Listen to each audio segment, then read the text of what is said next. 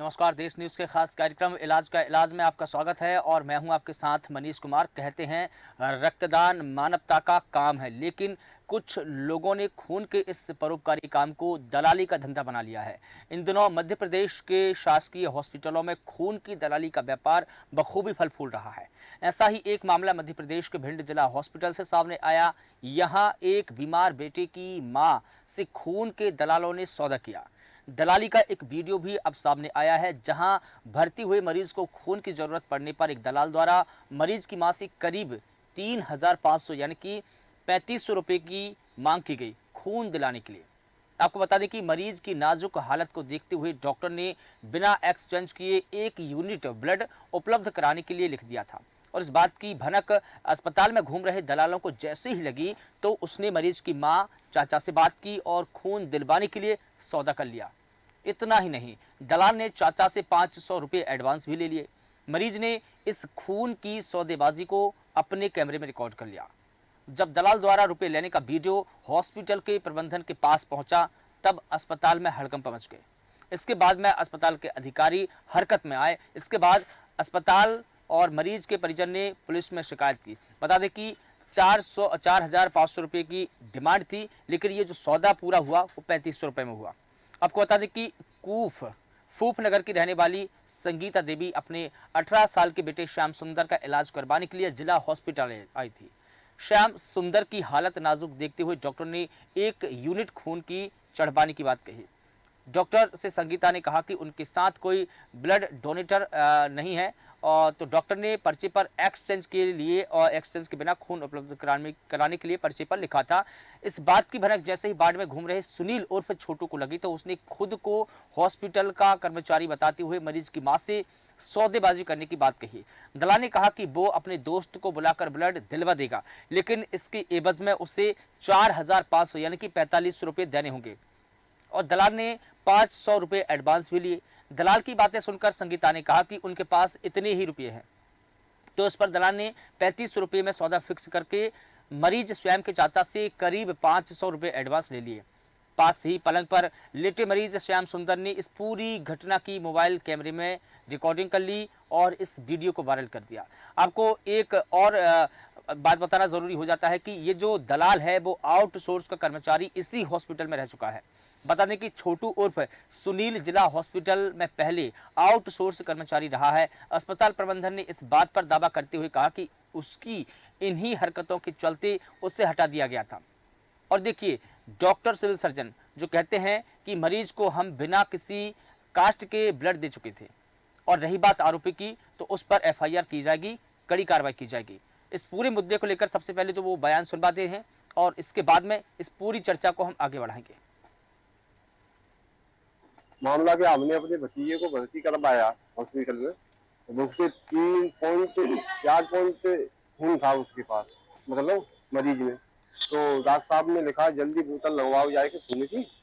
तो वहां से एक सज्जन खड़ा हुआ डॉक्टर साहब के पास गेट पे से, माने कि हम तुम्हारे बच्चा की जान बचा लेंगे, तुम हमको पैसे दो तो हम तुम्हारी कानों को खून ब्लड दिलवा देंगे, तुम यहाँ आओ। तो हमने तो जो है उससे कहा चलो दिलवा दे, हम जो है पैसा देंगे तुम्हें। तो मुझको तो कुछ मालूम नहीं था कि फ्री ब्लड मिल रहा है यहाँ। हमने फिर थोड़े पैसे दे, हमने की थोड़ी देर बाद 500 रुपये दे, कुल रुपए 4,500 मांगे, फिर मांगे 3,500 दे।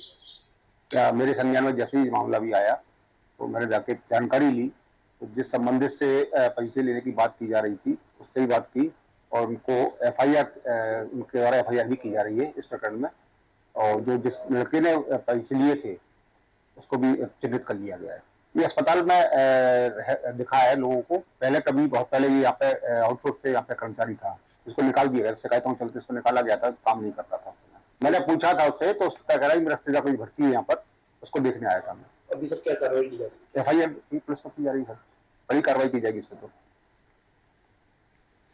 और इस पूरे मुद्दे पर अधिक जानकारी देंगे हमारे साथ में संवाददाता सुनील श्रीवास्तव भिंड से जुड़े हुए हैं। इसके अलावा उपेंद्र शर्मा जी बीजेपी जिला उपाध्यक्ष है भिंड से, आप भी हमारे साथ में जुड़े हैं, इस पूरे मुद्दे पर बात रखेंगे। सर, आपका स्वागत करता हूं। इसके अलावा सुभाष जैन जी वरिष्ठ पत्रकार हैं, वो भी हमारे साथ में जुड़े हैं। सर, आपका भी बहुत स्वागत करता हूँ। सुनील, आपसे सबसे पहले जानना चाहूंगा पूरा मामला क्या था? हेलो जी सुनील, सुन पा रहे हैं आप मनीष मुझे? जी, हाँ आ रही है आवाज। जी मनीष बताइए। जी, यहाँ पे फूड के वो है, क्या नाम, पेशेंट है वो, उसको खून की कमी थी, उस कारण वो भर्ती हुआ था, उसकी तबीयत ज्यादा खराब थी। हम्म। तो इस कारणवश तो डॉक्टर ने खून की जांच के लिए लिखा और फिर खून की कमी पाई गई, तो फिर उसके बाद उन्होंने कहा कि 1 बोतल आपको यूनिट चढ़ेगी। तो उसके लिए लिखा, तो वहां पे दलाल घूम रहे थे। हम्म। छोटू नाम था उसका, जो हम्म। पहले आउटसोर्स का कर्मचारी रह चुका है। हम्म। और उसने वो पूरी सौदा की और उसके बाद 500 रुपए एडवांस लिए और हम्म। 3500 रुपए में करीब सौदा हुआ था। हम्म। तो उसके बाद ये वीडियो उसके जो पेशेंट था, जो भर्ती था, उसने बना लिया। उसके बाद बना के उसको वायरल कर दिया। हम्म। फिर ये मामला आनंद पता सिविल सर्जन को, तो उसमें सफाई उनको पेश करनी पड़ी। हम्म। और उसके बाद उन्हें एफआईआर दर्ज कराने की बात कही। बिल्कुल जब ठीक है। मामला उजागर हुआ, ये काफी वर्षों से चल रहा है, ये पता नहीं पड़ पाया। हम्म। ये सिविल सर्जन को भी पता होगा इस मामले को लेके। हम्म। सिविल सर्जन ने नहीं तो अपने बयान में कहा है ऐसा तो सुनील जी, इतनी, सिविल सर्जन ने अपने बयान में हाँ, कहा था कि छोटू को इन्हीं हरकतों के चलते हमने आउटसोर्स के पद से हटा दिया है, यानी कि उसको बर्खास्त कर दिया है। इसका मतलब ये हुआ कि वो जो आरोपी छोटू है वो इससे पहले इसी प्रकार की दलाली और इसी प्रकार की सौदेबाजी या अवैध वसूली कर रहा होगा। ये मामला उसने नहीं निकाला था, वो लापरवाही के कारण निकाला गया था। हम्म। ये तो फिर इसके बाद ये दलाली कर रहा था। हम्म। ये तो सिविल सर्जन जी पल्ला झाड़ रहे हैं, हम्म। क्योंकि उनकी अस्पताल का नाम खराब ना हो, और वो जिस पद पे हैं उनकी जवाबदारी बनती है। हम्म। क्योंकि क्या है, वो बहुत दिनों से चल रहा था ये कारोबार। हाँ बिल्कुल। हम लोग भी यूनिट डोनेट करते हैं, हम लोग भी डोनेट करते हैं, सारे लोग डोनेट करते हैं, समाज से भी डोनेट करते हैं। वो खून जाता कहाँ है? गरीबों को नहीं मिलता है, हम्म। वो ऐसे ही बिकता है, ठीक है। उपेंद्र शर्मा दलाल जी, के जरिए। बिल्कुल ठीक है। उपेंद्र शर्मा जी हमारे साथ में जुड़े हैं, भारतीय जनता पार्टी की जिला उपाध्यक्ष हैं, अपना पक्ष रखेंगे। उपेंद्र जी, जिस प्रकार से ये सौदेबाजी सामने आई कि चंबल में खून के जो सौदागर हैं अब हर एक हॉस्पिटल में घूमने लगे हैं, अगर हम एक शब्दों में ये बात कहें कि जो मध्य प्रदेश के शासकीय हॉस्पिटल है वो इसी प्रकार से अवैध वसूली का अड्डा बन गए हैं, तो क्या ये अतिशयोक्ति होगी या नहीं होगी? क्योंकि इसी प्रकार के मामले हमने और भी कई जगहों के देखे हैं। हमने इससे पहले नरसिंहपुर का मामला बताया, इससे पहले हमने होशंगाबाद का मामला भी बताया, इसके पहले हमने खंडवा हॉस्पिटल का मामला बताया। मध्य प्रदेश के तमाम हॉस्पिटलों के मामले हमने बता चुके हैं। उपेंद्र जी ने कहा हम्म। कि जी मेरी आवाज आ रही है? जी बिल्कुल। आवाज आ हाँ हाँ सुन पा रहे हैं आपको। जी हाँ, मैं इस संबंध में ये कहना चाहूंगा, अभी आप इस बात को क्या अस्तुक्ति माने, निश्चित तौर पर इस बात को आप अस्तुक्ति माने। आपने देखा होगा एक आध मामले आए भी हैं तो उन पर जबरदस्त कार्रवाई भी हुई है। और हम भारतीय जनता पार्टी की जो सरकार है, उसी सरकार किसी भी अपराधी को नहीं बख्शा जाएगा। हमारी जिस भी राज्य में सरकार है, चाहे आपने देखा होगा उत्तर प्रदेश में या मध्य प्रदेश में, हमने निश्चित तौर पर अगर किसी ने हिमाकत की है इस प्रकार के उद्दंड कार्य को करने की, क्योंकि वास्तव में मानव जिसके अंदर नैतिक आचरण ही नहीं है, मानवता का दुश्मन है ये व्यक्ति, ऐसे व्यक्तियों के खिलाफ जितनी कठोर से कठोर कार्रवाई होगी हम निश्चित तौर पर करेंगे। अभी आपको पता होगा, मैंने पूरा जब ये डिबेट में आना था सारा संज्ञान लिया, संज्ञान पता चला ये आउटसोर्स कर्मचारी था, कुछ इसकी हरकतें थी तो इसको तुरंत नौकरी से बाहर निकाला गया। अब इसके ऊपर एफआईआर की तैयारी हो रही है, एफआईआर की जाएगी और हमारे प्रशासन की ओर से, भारतीय जनता पार्टी की सरकार की ओर से इस पर जितनी कठोर से कठोर कार्रवाई की जाएगी, ये बचेगा नहीं। उपेंद्र शर्मा जी, बात सरकार की नहीं है, क्योंकि सरकार तमाम प्रकार की योजनाएं चला रही है, सरकार तमाम प्रकार की फैसिलिटी हॉस्पिटलों को उपलब्ध करवा रही है, लेकिन सरकार की मंशा पर जो अधिकारी हैं, जो दलाल है, किस प्रकार से पानी फेरते हैं। बात यहाँ की है कि सरकार फंड जारी कर रही है, सरकार व्यवस्थाएं कर रही है, लेकिन उनकी व्यवस्थाओं पर जो जिस प्रकार से एक वो लगाया जा रहा है, जिसे कहीं दाग लगाया जा रहा है, तो ये बड़ी बात नहीं है, क्योंकि सरकार अपनी तरफ से कोशिश कर रही है। बात सरकार की नहीं है, बात अधिकारियों की है, क्योंकि किन्हीं अधिकारियों के साए में तो ये मामला फल फूल रहा होगा, तो अधिकारियों पर भी कार्रवाई की जानी चाहिए वैसे तो। उपेंद्र जी,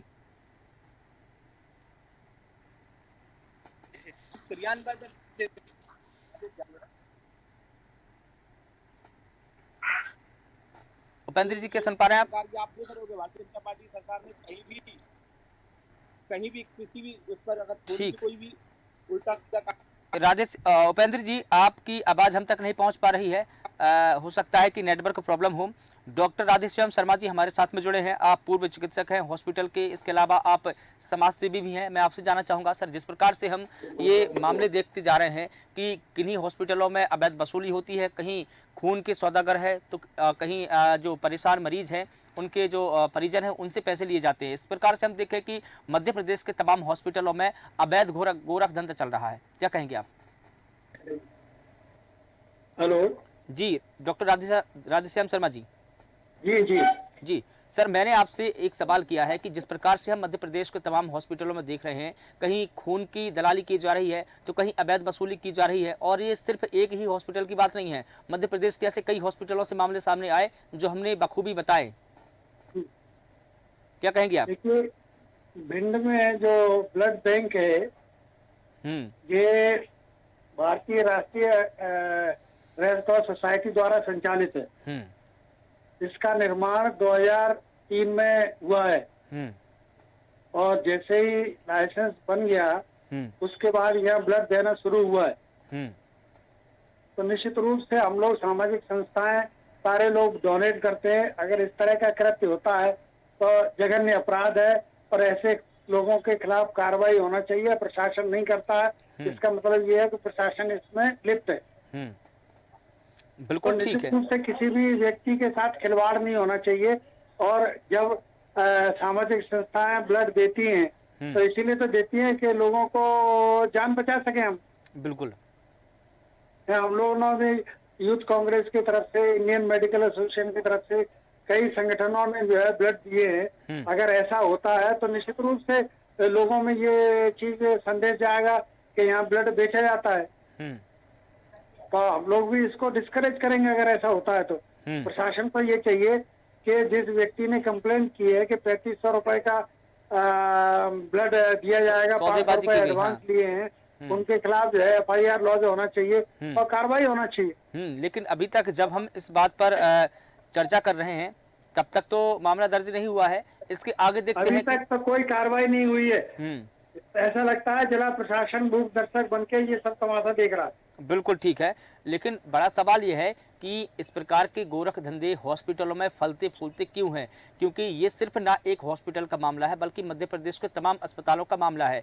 कहीं पर परिजनों से अवैध वसूली की जाती है। मध्य प्रदेश में भारतीय जनता पार्टी की सरकार है और भारतीय जनता पार्टी की सरकार में प्रशासन पता नहीं एक भारतीय जनता पार्टी के एजेंट के रूप में काम करता है, क्या करता है कि मूक दर्शक बन के रहते हैं। ये लोग कोई भी निष्पक्षता से काम नहीं करना चाहते। प्रशासनिक दृष्टि से एक निष्पक्ष प्रशासन होके काम करना चाहिए और जनहित में करना चाहिए, वो काम दिख नहीं रहा है। लेकिन कहीं ना कहीं किसी न किसी अधिकारी की मिलीभगत तो जरूर होगी, क्योंकि अगर मिलीभगत ना होती तो इस प्रकार की दलाली ना हुई होती। बात तो अधिकारियों की है। मैं तो इस बात का आपसे कह चुका हूँ कि कहीं ना कहीं ये सब चीजें हो रही हैं और उस पर एक्शन नहीं हो रहा, कड़ी कार्रवाई नहीं हो रही, तो कहीं ना कहीं इससे ये लगता है कि प्रशासन की संलिप्तता है। बिल्कुल। तो इसमें कोई संदेश नहीं है। बिल्कुल ठीक है, या तो कार्रवाई, कठोर कार्रवाई होना चाहिए। सुभाष जैन जी हमारे साथ में जुड़े हैं, वरिष्ठ पत्रकार हैं। सर आपका भी स्वागत करता हूं। आपसे मैं जानना चाहूंगा कि जिस प्रकार से ये फिक्सिंग हुई, पूरी सौदेबाजी की, ब्लड की, पहले तो ब्लड की जरूरत पड़ी मरीज को, उसकी मां से पैसे की मांग की गई, जबकि होता क्या है कि एक यूनिट एक्सचेंज के बदले खून दिया जाता है। ये हम भी जानते हैं, आप भी जानते हैं। लेकिन वहां पर जो अवैध दलाली हो रही है, इसको लेकर आप क्या कहेंगे? सुभाष जैन जी, क्या आप मुझे सुन पा रहे हैं? लगता है सुभाष जैन जी से हमारा संपर्क नहीं बन पा रहा है। मैं सुनील श्रीवास्तव जी लौट करके आपके पास में आना चाहूँगा।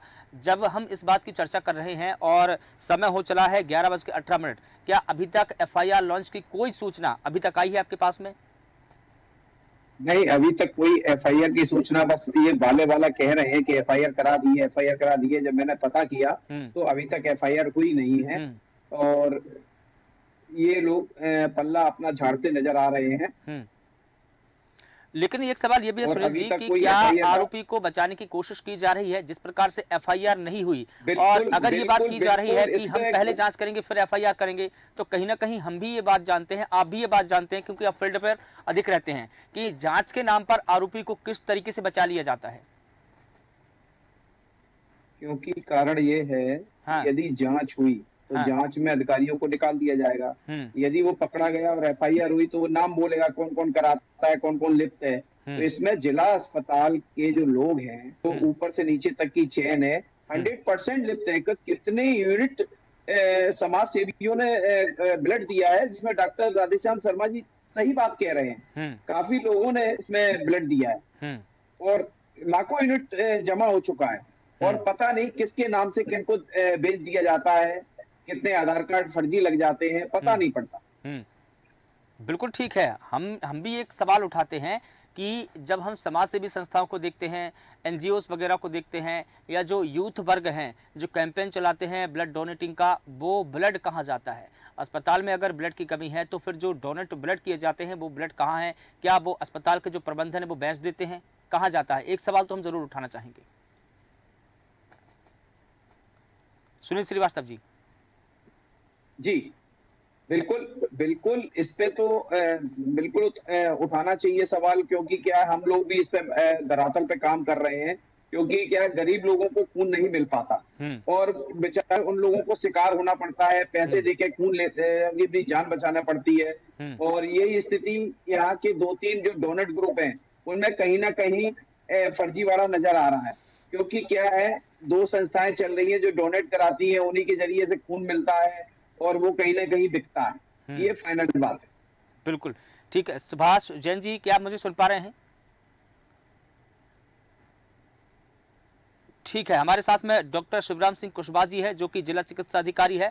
सर, आपका स्वागत करता हूं देश न्यूज पर। लेकिन सबसे पहले आपसे यही जानना चाहूंगा, जिस प्रकार से हॉस्पिटल में जिस प्रकार की जो दलाली सामने आई है, पैसे की अवैध वसूली सामने आई है, इसको लेकर क्या कहेंगे? क्या जिला प्रशासन का जो प्रबंधन है उनकी अब पकड़ खत्म होती जा रही है? डॉक्टर शिवराम जी, क्या सुन पा रहे हैं आप मुझे? लगता है संपर्क नहीं बन पाया, हो सकता है कि फोन भी काट दिया हो, लेकिन सवाल तो बरकरार फिर भी रहेंगे। क्योंकि अगर इस प्रकार की शर्मनाक घटना सामने आई है, पैसे की डिमांड की जा रही है, तो कहीं ना कहीं सवाल से 2-4 तो अधिकारियों को होना ही पड़ेगा। लौट करके राधेश्याम शर्मा जी आपके पास में आना चाहूंगा। जिस प्रकार से हम डॉक्टर शिवराम कुशवाहा जी से संपर्क करने की कोशिश कर रहे हैं, उन्होंने फोन ही कट कर दिया। सवाल से कब तक भागेंगे अधिकारी?